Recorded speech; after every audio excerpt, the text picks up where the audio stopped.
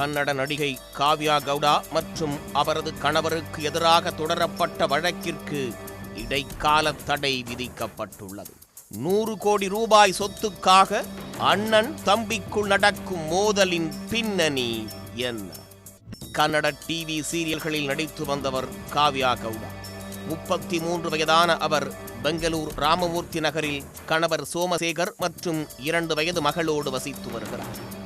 2வது மாடியில் காவ்யா கவுடாவும் சோமசேகரின் சகோதரர் நந்திஷ் தனது மனைவியோடு முதல் தளத்திலும் பெற்றோர் தரைத்தளத்திலும் வசித்து வருகிறார்கள்.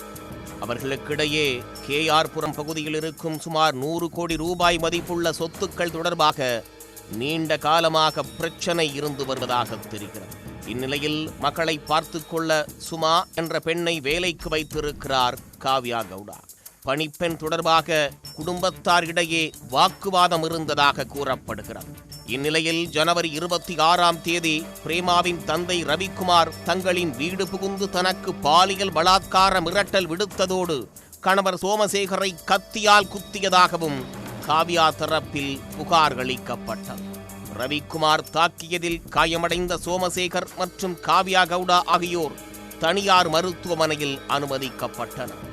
இந்நிலையில் காவ்யா சார்பில் அவரின் சகோதரி பவ்யா கவுடா பெங்களூர் ராமமூர்த்தி நகர் காவல் நிலையத்தில் புகார் அளித்தார்.